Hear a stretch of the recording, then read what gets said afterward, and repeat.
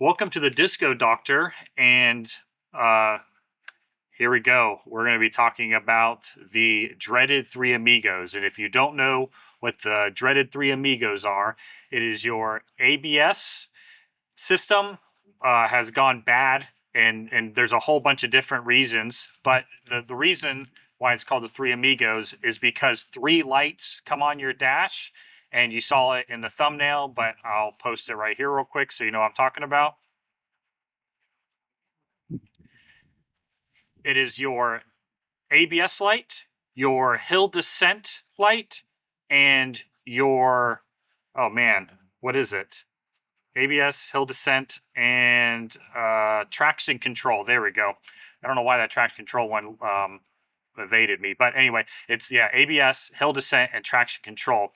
Now, these three lights come on for a plethora of reasons. I'm going to show you in this video how to diagnose. I'm going to show you how to fix what we discover is wrong with Jebel here and her Three Amigos, and then also show you guys some common problems that a lot of other discos come across.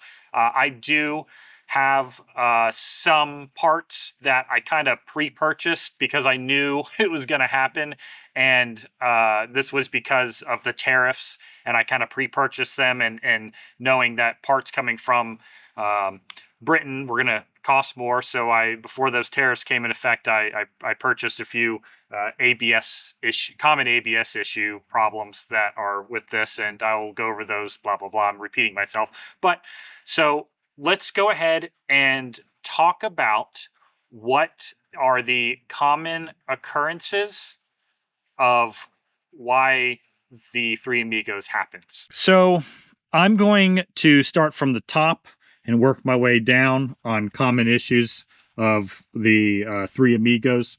A lot of people will convince you that it's your ABS module, and not specifically the ABS module itself, but the switch that is so conveniently installed at the bottom of this ABS module. So that means if you diagnose your problem, you discover that it is the switch for the ABS module, you will have to disconnect all these brake lines, disconnect all this wiring right here, and then take it out, flip it upside down, and below it, I got a new one, like I mentioned earlier in the video, and that's not what's wrong with this. That's not why I'm getting the Three Amigos. I'm doing a little foreshadowing for you guys.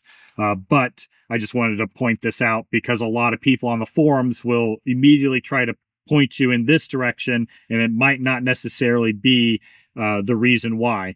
There is a hack to this when it comes to reusing the old part. What a lot of people do is they essentially make a jumper inside of this switch. And I'm not going to show you guys how to do that because of course, if mine goes bad, I will just go ahead and replace it with this new one.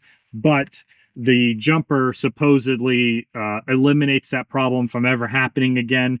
And so if you want to go find out, there's plenty of videos and information on the internet about how to just use the jumper or how to make the jumper on that switch. But a lot of, like I said earlier, a lot of people point you in this direction. Make sure that you actually diagnose the problem and not just throw parts at this, because you will just continue to have the Three Amigos. What another common issue is inside here, you have, don't look at this jinkly mess I have up here, but this ABS line right here has a wheel speed sensor at the bottom that connects to the wheel hub assembly. That either the wheel speed sensor itself is gone bad, or these wires have gone bad, and I will show you what I mean when they go bad. There is a connection on each one of these wheels right here. And over time, they get brittle because they are constantly attacked by the elements. And what will happen is that this connection won't be good anymore. and it will separate like that. You can tell that this is probably going to be our issue, but we will talk about that later if it actually ends up being the issue, and we will essentially replace these if that is the problem. Give me 1 second. I'm trying to put these in while I'm holding a camera and talking at the same time. So it's the same kind of setup on all four corners, and that's another really common occurrence, because when Land Rover first built these, they went with a company, and I'm not going to mention any name because I don't want a lawsuit, but they didn't make the most reliable electronics, and they ended up having, these Land Rovers ended up having a whole slew of electrical problems across multiple systems, not just, the ABS system. So what you'll come across as you do these, as you get this Land Rover and start doing these systems, you'll come across more and more electrical issues, or issues that might not just be electrical. They'll be like a compounding of a mechanical and electrical issue. So when you go to buy these Land Rovers, do inspection on the wiring and do an inspection on any water damage, because roof leaks or anything like that, and causing the electronics to get exposed to water, and they're already not the greatest, and then you put water on top of that, and it just fries the system. So be wary of that. So those are the most common issues when it comes to the Three Amigos. If any people on this that are watching this come across another issue that they had and caused the Three Amigos, please put a comment in the comment section below. But without furthermore, let's go ahead and show you guys how to diagnose this. Alrighty, so we're inside Jebel, and we have our diagnostic tool. You can purchase these, or you can just go to your local AutoZone or parts store and borrow theirs, and just have them run a diagnostic on the ABS module itself. You don't need to worry about the engine codes and stuff like that. So as we do this, we discover that the rear left sensor output is too low, the rear right sensor output is too low, the front right sensor output it has an electrical failure, and then rear left sensor signal erratic, rear right sensor signal erratic, and we have the shuttle valve switch electrical failure. Now, I want to point out that if you just have the shuttle valve switch electrical failure, then that means it's that valve that switch I showed you earlier in the video.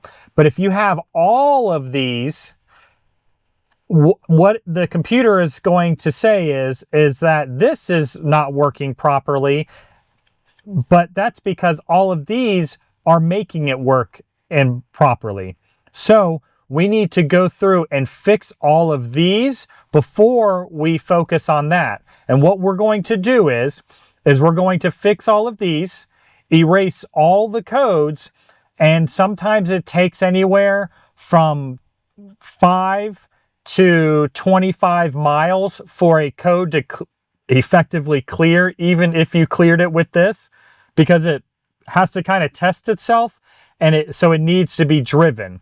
So we're going to go ahead and fix what we kind of already foreshadowed, which was all those little sections of the vehicle where those connectors are. We're going to fix those, clear the codes, and then drive it, and then plug it back up and see if that shuttle valve switch electrical failure is still present. If it is, then, luckily I purchased the part, and, I'll just go ahead and do a second video on how to fix that, and then our Three Amigos should be good. But I have a good feeling it's not going to be that also. It's just going to be right where those connectors are. So let's show you guys what you need to fix these lines, these ABS lines. To fix these ABS lines, you're going to need just a few things.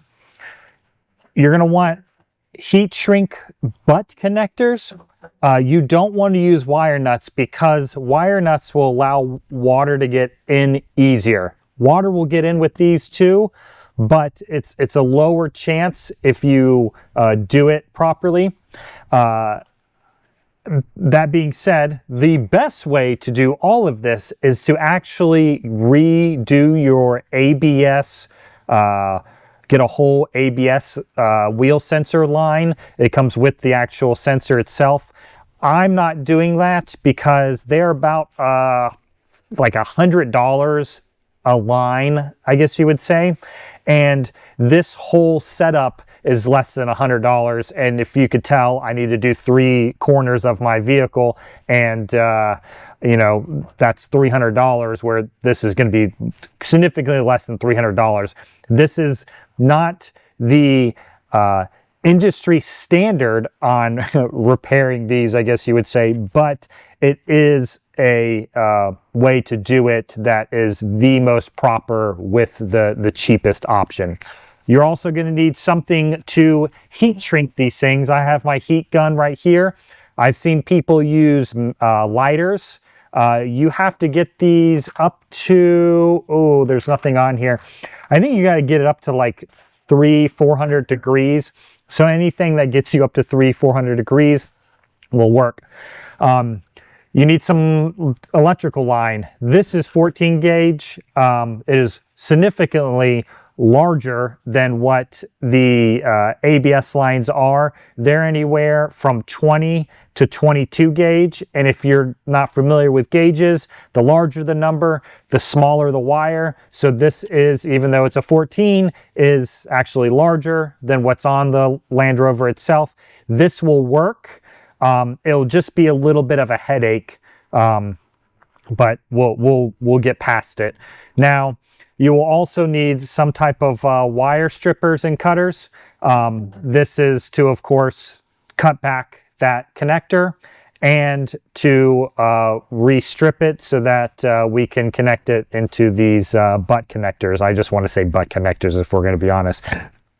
So that's all we need for this mini project. Let's go ahead and go over to one of the corners and start tackling it. We have the tire off and all jacked up and stuff like that on jack stands. It's just easier to get to all of this when the tire's gone, because if not, you got, you know, like 5 inches. So when you're doing this, I want you to pay attention to this thing. This slides in to this little mounting bracket. You don't want to cut this part. You want to cut as close to this as possible, like here, because you're just replacing essentially that much of a section. And you don't want a whole bunch of excess, because it can get snagged on things as you're driving, you know, off-road or down the road or anything like that. So you want to minimize that. You also want to take a look at everything that's in here while you're down here. I always suggest touching everything else while you're already in an area, just because it's a little bit of a pain in the neck. Not really a pain in the neck, but it's a little time consuming to jack up a vehicle, take the wheels off, blase, blase. So you might as well, you know, inspect your shocks, you know, inspect your spring, inspect your brakes, all that mess, you know, your brake lines and stuff like that while you're down here. So we're going to cut this, but I want you guys to realize that there are 2 wires coming off of this. Now, I won't know till later, and I will try to remember to make a comment, if each connector has to go to a certain side or not. We will find out once we go to, you know, reassemble all this and diagnose it. If it still says erratic, then we might just need to swap sides. But like I said, just make sure that you don't cut off a lot of this, because you still want to use this so that it stays secure when it's all connected back inside this little mounting bracket that's next to your brake line. So I'm going to go ahead and snip these, and then I'm going to snip this, and then I'm going to snip this too right here, and reconnect it all. And I'll do a time lapse of me reconnecting it all so that you guys can kind of see what I'm doing. And let's go ahead and tackle this.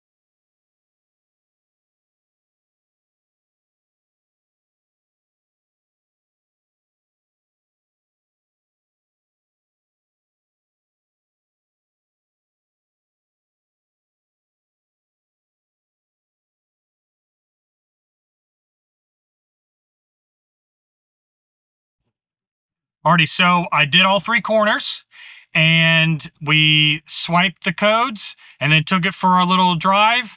And the best way to show you is by showing you that they're gone. It wasn't the shuttle valve also. It was literally just those three lines. And then once I did those three ABS lines and cleared the codes, they didn't show back up. So, You know, sometimes it's just the lines, and sometimes it's the lines plus that shuttle valve I showed you guys. But in my case, it wasn't that shuttle valve. So without, any other problems occurring, it looks like we are free of the Three Amigos for now. Thank you guys for watching. If you got any questions, put a question down in the comment section. And if this video helped you out, please give it a like. Disco Doctor out.